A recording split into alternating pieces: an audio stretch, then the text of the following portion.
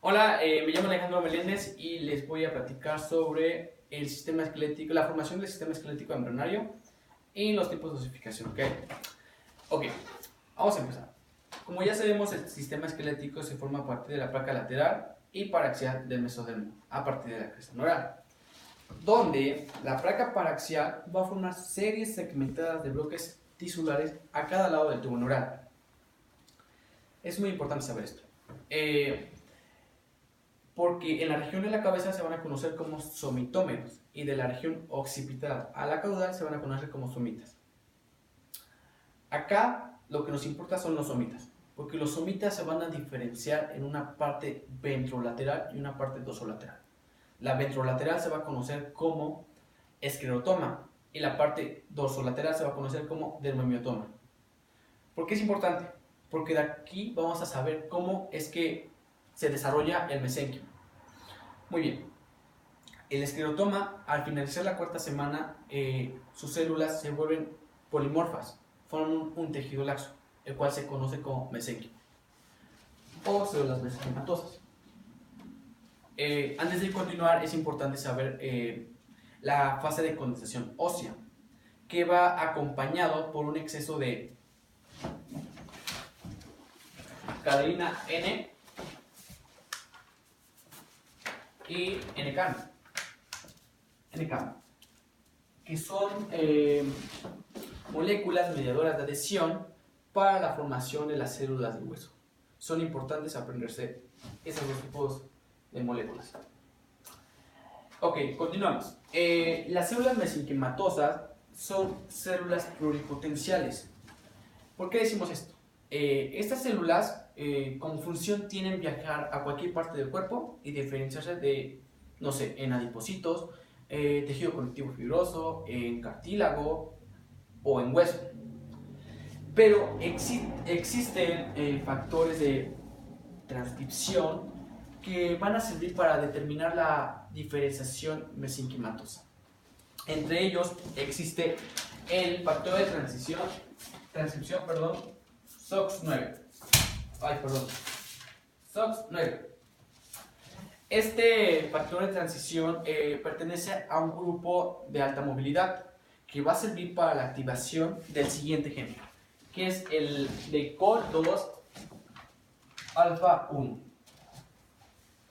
Acuérdense, el factor de transición SOX9 va a servir para la activación del gen COL2 alfa 1, cuya expresión marca la transición del mesodermo condensador para el precartílago, o sea que va a formar el precartílago. Continuando, tenemos el siguiente factor de transición que pertenece a un gen de la familia Pyruvate, que es el CBFA1. El CBFA1 va a servir para la diferenciación de las células mesenquimatosas de los osteoblastos. Este gen es muy importante porque de este va a depender el cartílago. Entonces tenemos que del CBFA1 va a depender la formación del cartílago y del COL2 alfa 1 la formación del precartílago. Se podría decir que van de antemano. Por el otro lado tenemos las proteínas morfogénicas óseas, que son muy importantes, las BMP. De las BMP vamos a tener que las importantes son la 2, la 4 y de la 7. Hay que aprenderse esas tres, la 2, la 4 y la 7. Porque estas van a servir para la formación de los huesos embrionarios. Una vez teniendo esto claro, continuaremos con el tema. Entonces tenemos que las células mesenquimatosas van a dar origen a los huesos, pero de diferente manera, porque tenemos el esqueleto axial, el esqueleto de las extremidades o el esqueleto appendicular y el esqueleto de la cabeza.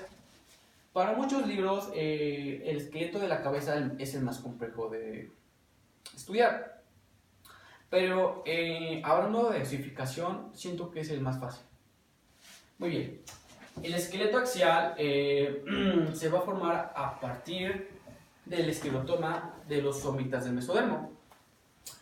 ¿Qué abarca el esqueleto axial? El esqueleto axial va a abarcar lo que son las costillas, el esternón y la columna vertebral. El esqueleto de las extremidades o el esqueleto appendicular se va a formar a partir de la placa lateral. Perdón, se va a formar a partir de la placa lateral.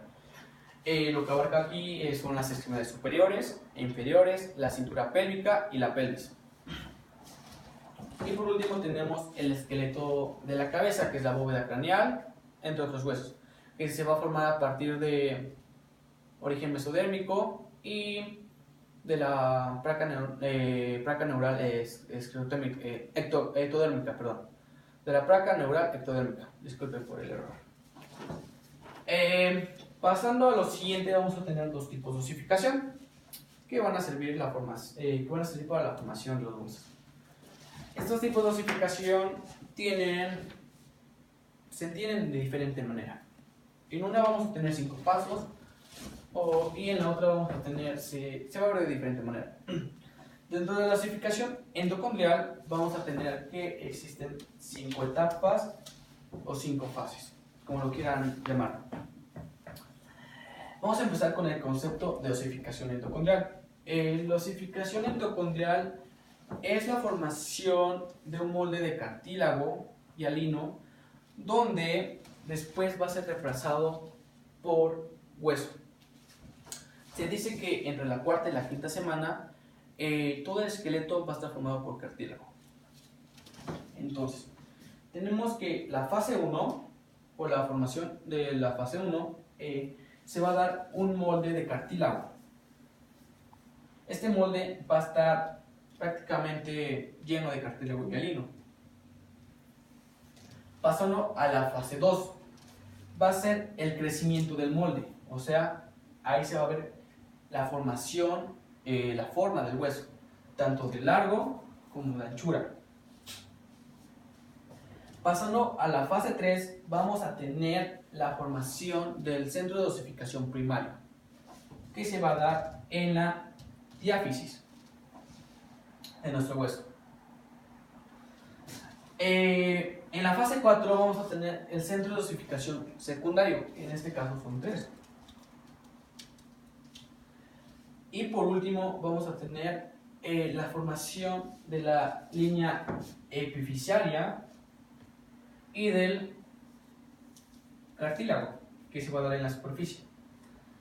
En la línea epifisiaria vamos a ver que se va a formar entre la epífisis y la diáfisis.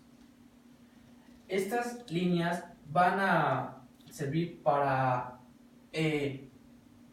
dar o saber qué tan grande va a crecer el hueso. Se dice que a la edad de 24 años estas líneas se cierran y es donde el crecimiento deja de existir.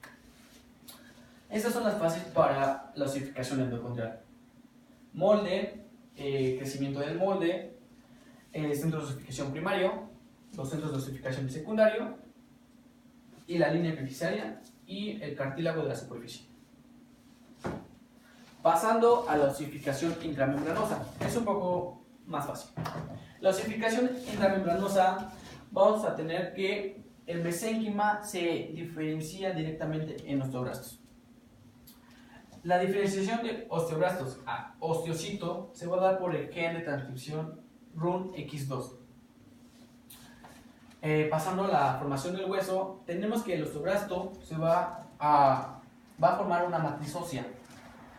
Esta matriz ósea va a formar moldes, no son moldes, va a formar o se va a diferenciar en trabéculas. Y en esas trabéculas vamos a tener osteoblastos y osteoclastos. Digamos que vamos a tener un hueso esponjoso. El hueso esponjoso va a estar. El osteoclasto va a llegar para eliminar eso y el osteoblasto lo va a volver compacto. Este tipo de osificación, ¿en qué se va a dar? No lo sé. En el cráneo. La osificación intramembranosa se da más para los huesos del cráneo. Y la osificación endocondrial se dice que abarca casi todos los huesos, porque es la formación de los huesos largos. Con esto concluyo mi tema. Espero que hayan entendido, se hayan quitado sus dudas. Fue un placer darles esto. Me llamo Alejandro Meléndez y muchas gracias.